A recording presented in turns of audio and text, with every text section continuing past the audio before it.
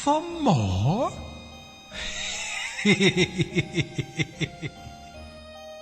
Well, here we go again. Another classic, or at least well-known adventure game, gets a remake from MojoTouch. You might remember them as the people who made the Flight of the Amazon Queen and Simon the Sorcerer Anniversary editions. You might also remember that I spent around 9 minutes going through the claims made in the store page description for Simon the Sorcerer 20th Anniversary Edition and finding fault with every single line. And if the 7th Guest 25th Anniversary Edition is anything to go by, that development methodology hasn't changed much in the last 12 months. Mind you, they now have the benefit of that Fenimore Fillmore remake coming out and lowering the bar for everyone else, so this video probably won't be as harsh. But if these guys aren't going to do anything new, then neither am I. Let's describe that description. That's the worst battle cry in the universe. Totally new, much praised gameplay controls that were built from the ground. This is exactly the same thing they said in the description for Simon the Sorcerer. Here they both are. I mean, it's word for word. You do know you can't just make it all up, right? Can't have much praised totally new gameplay controls that were built from the ground up if nobody's bloody seen it before. Actually, that's not entirely fair. We have seen this before, because this release is basically the mobile port from 2016 with one or two differences. Better than the first mobile port, which was missing the knives and piano puzzles because phone screens were too small and would obviously never get bigger at any point. It also removed the microscope puzzle, but that was in favour of a standalone application. See, this optional minigame was long rumoured to be unbeatable once Pentiums came along. The theory goes as follows. Originally, the computer player was given a certain amount of time to examine all the possibilities before picking a move. For the sake of argument, we'll say it was 1 second. As processors got faster, they could do more calculations in that same space of time. So theoretically, the computer could always make a perfect move just from having enough time to do all the math. I don't know what implementation they did for the 25th Anniversary Edition, but the microscope puzzle is present and beatable. Well, actually, we do know what implementation they used. Scum VMs.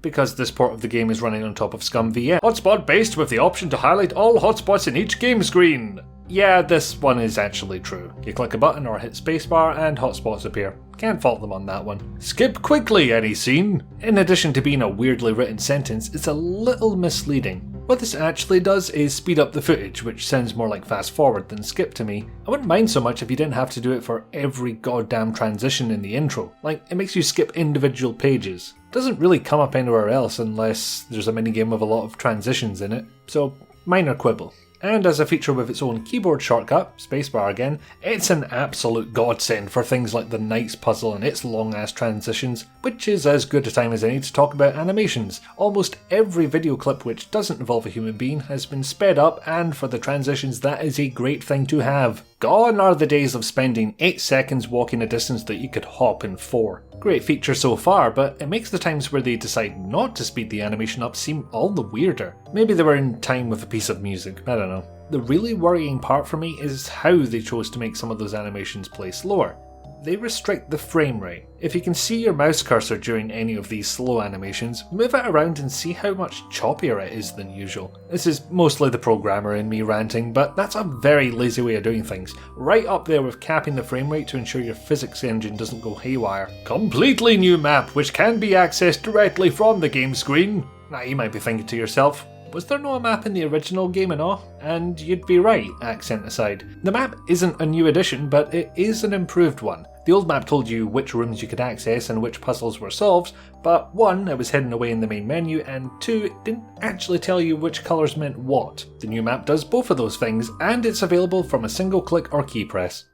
Yay, many new mouse and keyboard shortcuts! What the hell is a mouse shortcut? Anyway, yes, there are keyboard shortcuts. F1 highlights hotspots, escape skips or opens the main menu, spacebar skips or highlights hotspots, F5 brings up the save game menu, F6 brings up the load game menu, M opens or closes the map, and R replays the last scene if a scene just happened. Being able to replay scenes is quite nice actually, if a little haphazard as to when it's available and when it's not. Also, right click will skip scenes.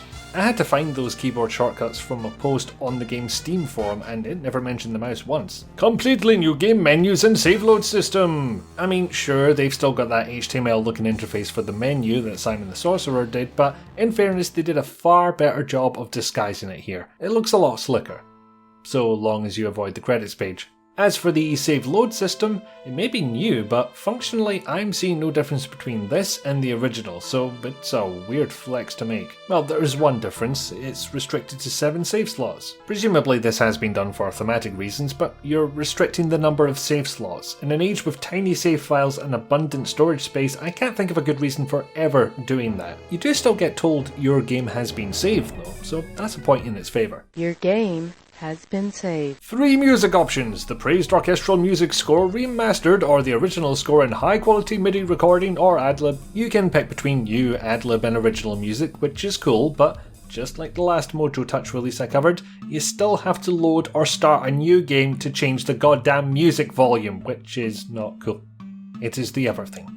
In fairness, that's still one up on the original game. It didn't have any volume controls at all, which Graham Devine is sorry about, by the way. Wasn't impossible to do in those days, but the man was busy inventing the technology to stream video from a CD-ROM. He couldn't do everything. Still, expectations are higher these days, and this is something I feel could have been fixed. Look at that. Got through the whole music volume section without swearing. Go me. Much improved voice acting audio and all new optional subtitles. If by much improved they mean we've turned the volume up, maybe. Other than that, I can't hear any improvements between the original and new settings, and the voice work sounds exactly the same. I seriously wonder if these developers are aware that you aren't actually allowed to just outright lie in advertising. The subtitles are a good option to have though, especially in the multitude of languages they have available. To summarise, we have English, German, French and Russian voice acting with subtitles, along with Italian, Portuguese, Swedish and Hebrew subtitle options. Like Simon the Sorcerer before it, having subtitles is a great improvement over the original, and the extra languages are always good to see.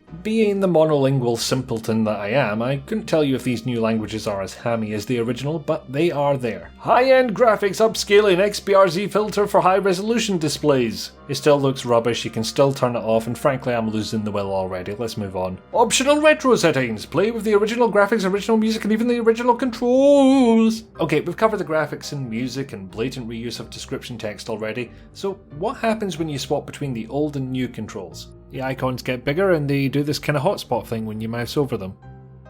That's it. The hotspot indicator is still there, the map icon is still there, very little seems to change. Worth noting for the purists that the screen is stretched slightly, probably not enough that you can see it if you don't go looking for it, or point it out in a review.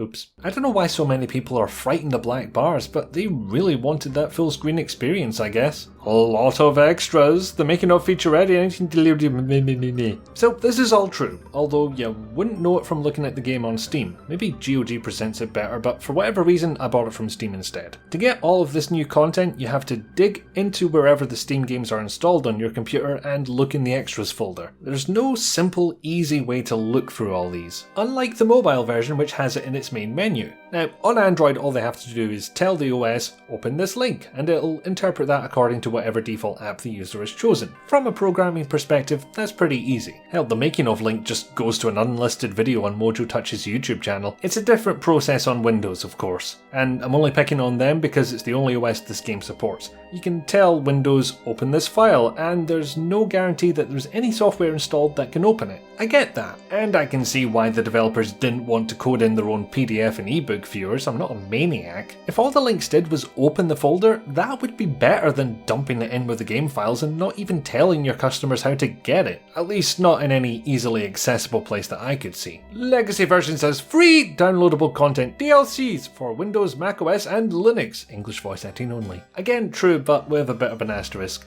The Legacy Edition doesn't install itself by default. You find the game in your Steam library, click the DLC checkbox, wait for that to download, and then when you go to launch the game again, you'll get a choice between the old and the new. Old version is the game running in ScumVM, by the way. The only negative I can give here is that they don't really explain how to get this working anywhere. It's not so obtuse as to be completely unreasonable, but they can't be surprised when they get at least one forum post about it.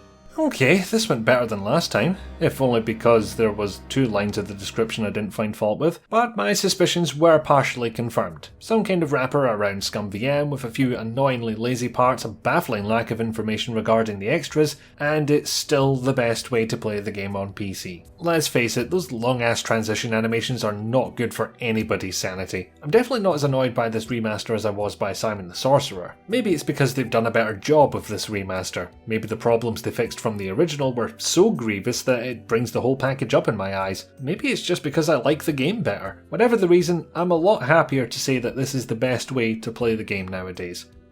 Even if I still think it's on the lazy side. Hello, thanks for watching all the way to the end. If you feel inclined to leave a comment, a like, a dislike, whatever you fancy, please do. Or if you really like what I'm doing and want to support the channel like these fine folks on screen here, I do have a Patreon. Thanks again, and cheerio.